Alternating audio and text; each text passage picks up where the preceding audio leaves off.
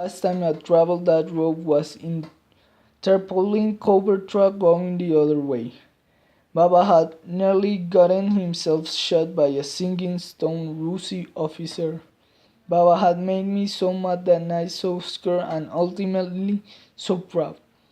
The trek between Kabul and Jalalabad, a bone jarring right down a teetering pass knocking through the rocks, had become a relic now, a relic of two wars. 20 years earlier, I had seen some of the First War with my own eyes. Grim reminders of it were strewn along the road. Burned carcasses of old Soviet tanks, overturned military trucks gone to rust, a crushed Russian jeep that had plunked over the mountainside. The Second War I had watched on my TV screen, and now I was seeing it through Farid's eyes. Swerving effortlessly around potholes in the middle of the broken road, Farid was a man in his element. He had become much chattier since our overnight stay at Wahid's house. He had me sit in the passenger seat and looked at me when he spoke. He even smiled once or twice. Maneuvering the steering wheel with his mangled hand, he pointed to mud hut villages along the way where he'd known people years before. Most of the people, he said, were either dead or in refugee camps in Pakistan, and sometimes the dead are luckier, he said. He pointed to the crumbled, charred remains of a tiny village. He was just a tuft of blackened, roofless walls now.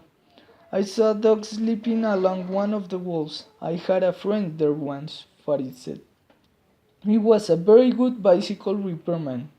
He played the tabla well too. The Taliban killed him and his family and burned the village. We drove past the burned village and the dog didn't move. In the old days, the drive from Jalalabad to Kabul took 2 hours, maybe a little more. It took Farid and me over 4 hours to reach Kabul, and when we did, Farid warned me just after we passed the Mahipar Dam. Kabul is not the way you remember it, he said, so I hear. Farid gave me a look that said hearing is not the same as seeing, and he was right. Because when Kabul finally did unroll before us, I was certain, absolutely certain, that he had taken a wrong turn somewhere. Farid must have seen my stupefied expression. Shutting, shutting people back and forth to Kabul, he would have become familiar with that expression on the faces of those who hadn't seen Kabul for a long time. He patted me on the shoulder. Welcome back, he said morosely. Rubble and beggars. Everywhere I looked, that was what I saw. I remember beggars in the old days too. Baba always carried an extra handful of Afghani bills in his pocket just for them. I'd never seen him deny a peddler.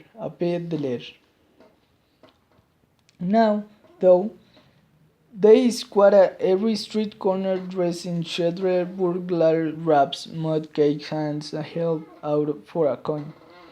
And the beggars were mostly children now, thin and green faced, some no older than 5 or 6. They sat in the laps of their burqa clad mothers alongside gutters at busy street corners and chanted, Bakshesh, Bakshesh, and something else, something I hadn't noticed right away. Hardly any of them sat with an adult male. The wars had made fathers a rare commodity in Afghanistan. We were driving westbound towards the Kartegse district on what I remember as a major thoroughfare in the 70s, Jared Maywan. Just north of us was the bone-dry Kabul River. On the hills to the south stood the broken old city wall. Just east of it was the Bala Hisar Fort, the ancient citadel that the warlord Dastum had occupied in 1992. On the Shirdar was a mountain range, the same mountains from which Mujahideen forces had showered Kabul with rockets between 1992 and 1996, inflicting much of the damage I was witnessing now. The Shirda that was a range stretched all the way west. It was from those mountains that I remembered the firing of the Topek Chas, the noon cannon. It went off every day to announce noontime and also to signal the end of daylight fasting during the month of Ramadan. You'd hear the roar of that cannon all through the city in those days. I used to come here to Yadet Meiwan when I was a kid. I mumbled. There used to be shops here and hotels, neon lights and restaurants. I used to buy kites from an old man named Saifu. He ran a little kite shop by the old police headquarters. The police headquarters is still there, Farid said. No shortage of police in the city. But you won't find kites or kite shops on Yadet Meiwan or anywhere else in Kabul. Those days are over. Yadet Meiwan had turned into a giant sand castle. The buildings that hadn't entirely collapsed barely stood, with caved-in roofs and walls pierced with rocket shells. Entire blocks had been obliterated to rubble.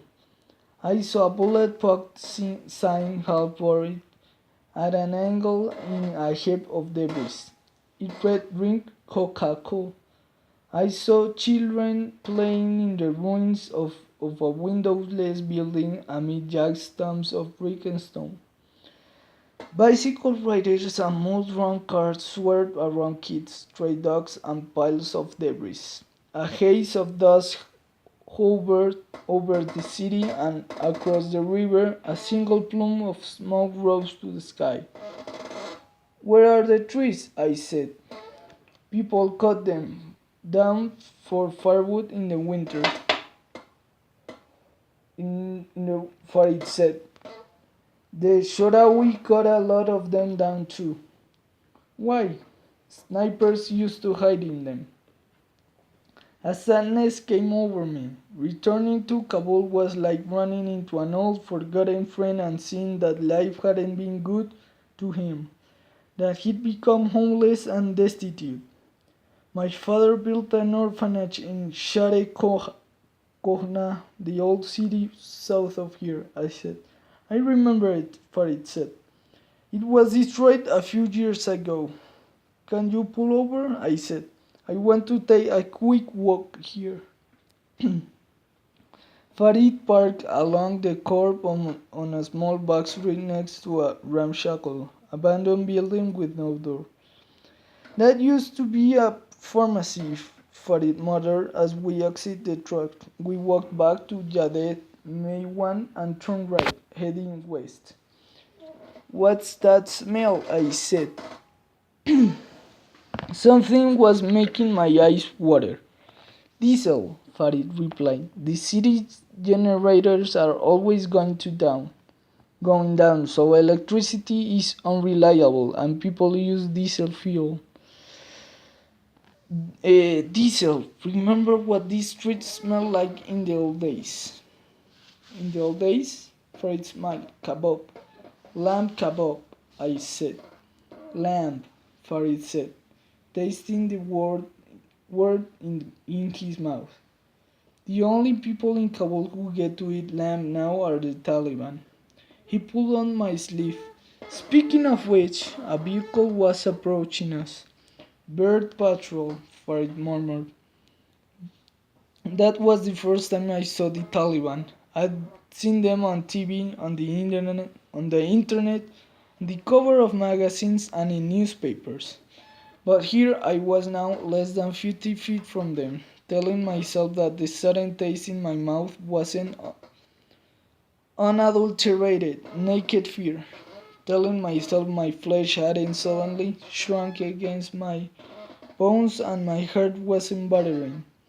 Here they came, and in all their glory.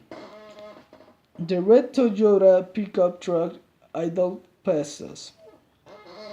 A handful of stern-faced young men sat on their haunches in the cab, Kalashnikovs slung on their shoulders. They all wore beards and black turbans. One of them, a dark-skinned man in his early 20s with thick, knitted eyebrows, twirled a whip in his hand and rhythmically sweated the side of the truck with it. His roaming eyes fell on me, held my gaze. I never felt so naked in my entire life. Then the Talib spat tobacco-stained spittle and looked away. I found I could breathe again.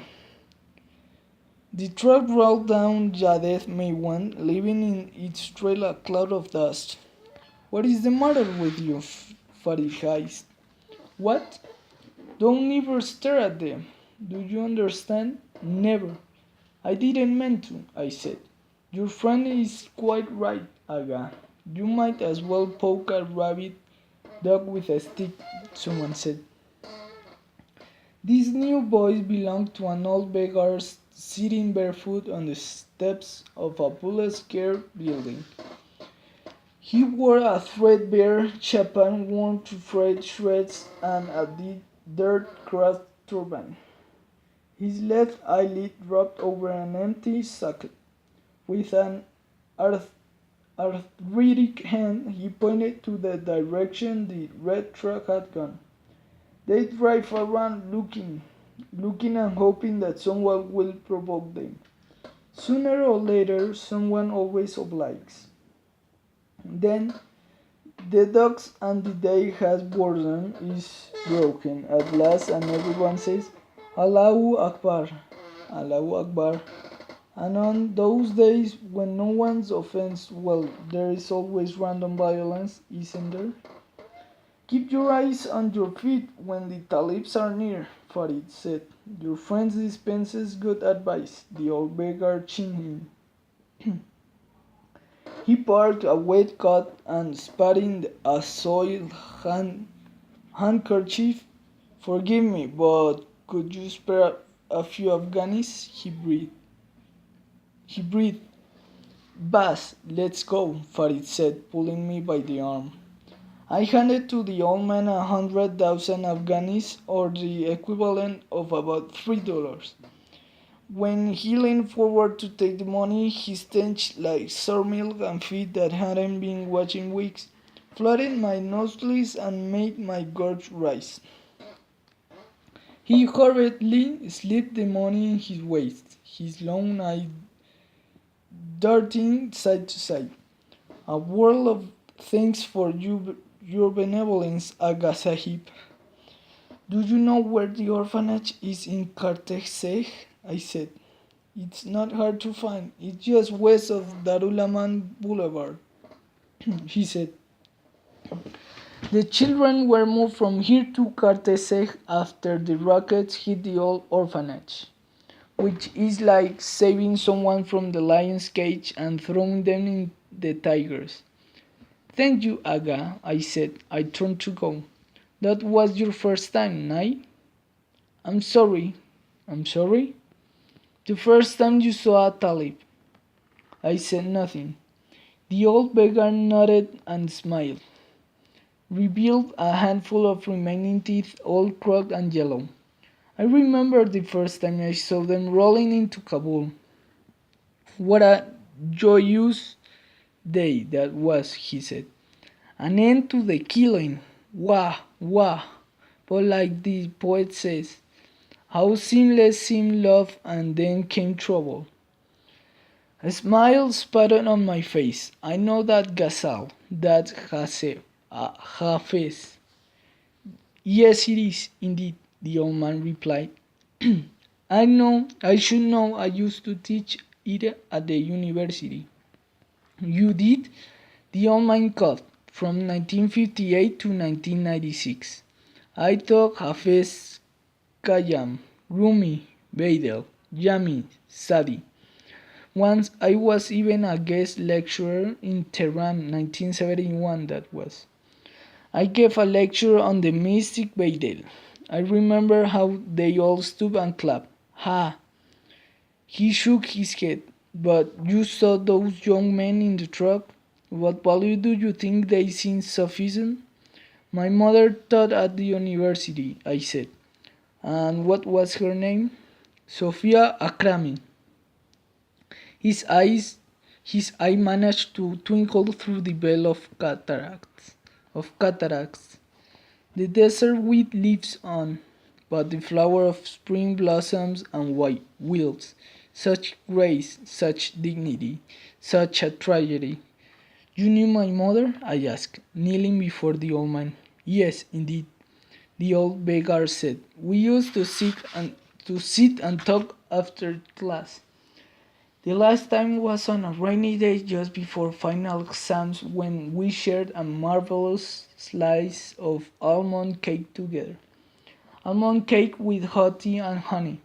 She was rather obviously pregnant by then, and all the more beautiful for it. I will never forget what she said to me that day.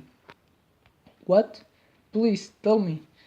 Baba had always described my mother to me in broad strokes, like she was a great woman, but I was ha- I what I had always thirst for were the details. The way her hair gleamed in the sunlight, her favorite ice cream flavor, the songs she liked to hum. Did she bite her nails? Baba took his memories of her to the grave with him. Maybe speaking her name would have reminded him of his guilt, of what he had done so soon after she had died. Or maybe his loss had been so great, his pain so deep, he couldn't bear to talk about her. Maybe both. She said, I'm so afraid. And I said, why? And she said, because I'm so profoundly happy, Dr. Rasul. Happiness like this is frightening. I asked her why, and she said, they only let you be this happy if they're preparing to take something from you. And I said, hush up now, enough of this silliness. Farid took my arm. We should go, Amira Aga, he said softly. I snatched my arm away. What else? What else did she say? The old man's features softened. I wish I remembered for you, but I don't. Your mother passed away a long time ago, and my memory is as shattered as these buildings. I'm sorry. But even a small thing, anything at all. The old man smiled. I'll try to remember, and that's a problem. Come back and find me. And that's a promise. Come back and find me. Thank you, I said. Thank you so much. And I meant it. Now I knew my mother had liked almond cake with honey and hot tea. That she once used the word profoundly, that she fretted about her happiness. I had just learned more about my mother from these old men on the street than I ever did from Baba. Walking back to the truck, neither one of us commented about what most non-Afghans would have seen as an improbable coincidence, that a beggar on the street would happen to know my mother, because we both knew that in Afghanistan, and particularly in Kabul, such absurdity was commonplace.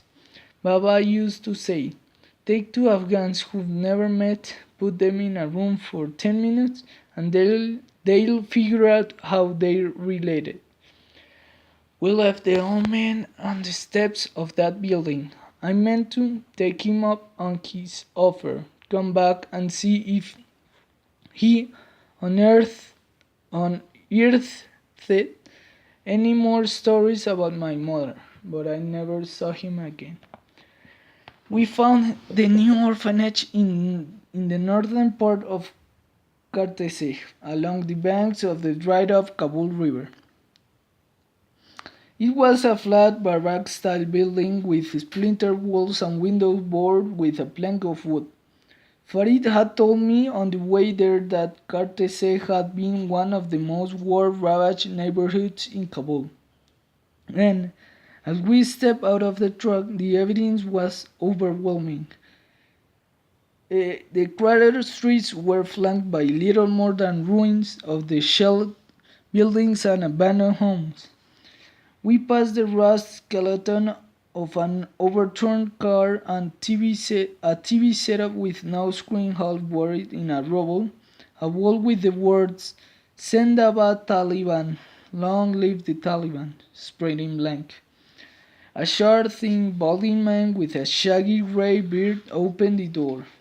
He wore a ragged tweed jacket, a skull cap, and a pair of eyeglasses with one cheap lens resting on the tip of his nose. Behind the glasses, tiny eyes like black peas peeled from me to Farid. Salam alaikum, he said. Salam alaikum, I said. I showed him the Polaroid. We're searching for this boy. He, he gave the photo a cursory glance. I'm sorry, I have never seen him. You barely look at the picture, my friend, Farid said. Why not take a closer look? Lotfan, I added, please. The man behind the door took the picture, studied it, handed it back to me. Nay, sorry.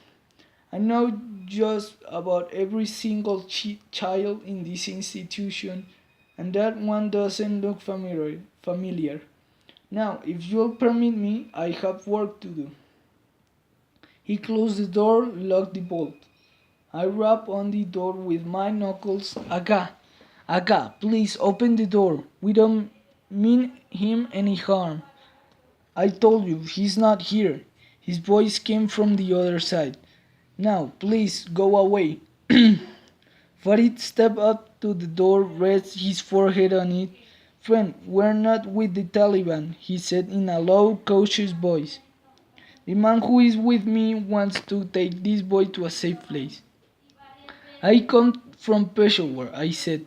A good friend of mine knows an American couple there who run a charity home for children. I felt the man's presence on the other side of the door, sensed him standing there, listening, hesitating, caught between suspicion and hope. Look, I knew Sorab's father, I said. His name was Hassan. His mother's name was Farsana. He called his grandmother Sasa. He knows to read. He knows how to read and write, and he's good with the slingshot. There's hope for this boy, Aga. A way out. Please open the door. From the other side, only silence. I'm his half uncle, I said. A moment passed. Then a key rattled in the lock. The man's narrow face reappeared in the crack. He looked from me to Farid and back. You were wrong about one thing. What? He's great with the slingshot. I smiled. He's inseparable from that thing. He tucks it in the waist of his pants everywhere he goes. The man who let us in introduced himself as Saman, the director of the orphanage. I'll take you to my office, he said. We followed him through dim, grimly hallway where barefoot children dressed in frayed sweaters ambled around. We walked past rooms with no floor covering but mirror carpets and windows shuttered with sheets of plastic, skeleton frames of steel beds, most with no mattress, filled the rooms. How many orphans live here? Farid asked. More than we have room for, about 250. Saman said over his shoulder, but they're not all yatim. Many of them have lost their fathers in the war, and their mothers can't feed them because the Taliban don't allow them to work. So they bring their children here.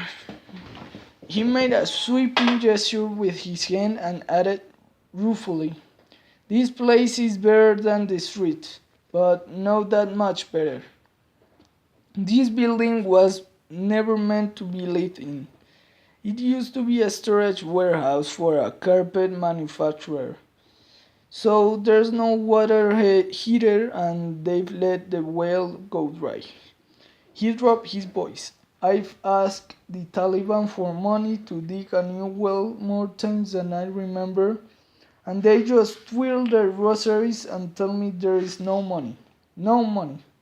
He snickered. He pointed to a row of beds along the wall. "We don't have enough beds, and not enough mattresses for the beds we do have. Worse, we don't have enough blankets." He showed us a little girl skipping rope with two other kids. "You see that girl? This past winter the children had to share blankets. Her brother died of exposure." He walked on. "The last time I checked, we had less than a month's supplies of rice left in the warehouse, and when that runs out, the children will have to eat bread and tea for breakfast and dinner." I noticed he made no mention of lunch. He stopped and turned to me. "There is very little shelter here, almost no food, no clothes, no clean water. What I have in ample supply here is children who've lost their childhood. But the tragedy is that these are the lucky ones. We're filled beyond capacity, and every day I turn away mothers who bring their children." He took a step toward me. "You say there is hope for Sorab? I pray you don't lie, Aga, but you may well too late." "What do you mean?" Saman's eyes shifted. "Follow me." What passed for the director's office was four bare cracked walls, a mat on the floor, a table, and two folding chairs. As Saman and I sat down, I saw a great rat poke its head from a burrow in the wall and flee across the room. I cringed when it sniffed at my shoes, then Shaman's and scurried through the open door. "What did you mean it may be too late?" I said. "Would you like some chai? I could make some." "Nay, thank you. I'd rather we talk." Saman tilted back in his chair and crossed his arm on his chest. "What I have to tell you is not pleasant, not to mention that it may be very dangerous." "For whom?" "You, me, and of course for Sorab, if it's not too late already." "I need to know," I said. He nodded. "So you say, but first I want to ask you a question. How badly do you want to find your nephew?" I thought of the street fights we'd get into when we were kids, all the times Hassan used to take them on for me, 2 against 1, sometimes 3 against 1. I'd win somewhat, tempt to step in, but always stopping short, always held back by something. I looked at the hallway, saw a group of kids dancing in a circle, a little girl, her left leg amputated below the knee, sat on a ready mattress and watched, smiling and clapping along with the other children. I saw Farid watching the children too, his own mangled hand hanging at his side. I remember Wahid's voice and I realized something. I would not leave Afghanistan without finding Sorab. "Tell me where he is," I said. Saman's gaze lingered on me. Then he nodded. "Pick up a pencil and trail it between his fingers. Get my name out of it, I promise." He tapped the table with the pencil. Despite your promises, I think I'll live to regret this, but perhaps it's just as well I'm done now anyway. But if something can be done for Sorab, I'll tell you because I believe in you. You had the look of a desperate man. He was quiet for a long time. There is Talib's official, he muttered. He visits once every month or two. He brings cash with him. Not a lot, but better than nothing at all. His shifty eyes fell on me, rolled away. Usually he'll take a girl, but not always. And you allow this? Farid sat behind me. He was going around the table, closing in on Saman. What choice do I have? Saman shot back. He pushed himself away from the desk. You're the director here, Farid said. Your job is to watch over these children. There's nothing I can do to stop it. You're selling children, Farid barked. Farid, sit down. Let it go, I said. But it was too late. Because suddenly, Farid was leaping over the table. Saman's chair went flying as Farid fell on him and pinned him to the floor. The director thrashed beneath Farid and made muffled, screaming sounds. His legs kicked, a desk drawer free, and sheets of paper spilled to the floor. I ran I ran around to the desk and saw why Saman's screaming was muffled. Farid was strangling him. I grasped Farid's shoulders with both hands and pulled hard. He snatched away from me. That's enough, I barked. But Farid's face had flushed red. His lips pulled back in a snarl. I'm killing him. You can't stop me. I'm killing him. He sneered. He sneered. Get off him. I'm killing him. Something in his voice told me that if I didn't do something quickly, I'd witness my first murder. The children are watching for it. They're watching, I said. His shoulder muscles tightened under my grip, and for a moment I thought he kept squeezing someone's neck anyway. Then he turned around, saw the children. They were standing silently by the door, holding hands, some of them crying. I felt Farid's muscles slacken. He dropped his hands, rose to his feet. He looked down on Saman and dropped mouthful of spit on his face. Then he walked to the door and closed it. Saman struggled to his feet, blotted his blood lips with his sleeve, wiped the spit off his cheek, coughing and wheezing. He put on his skull cap, his glasses, saw both lenses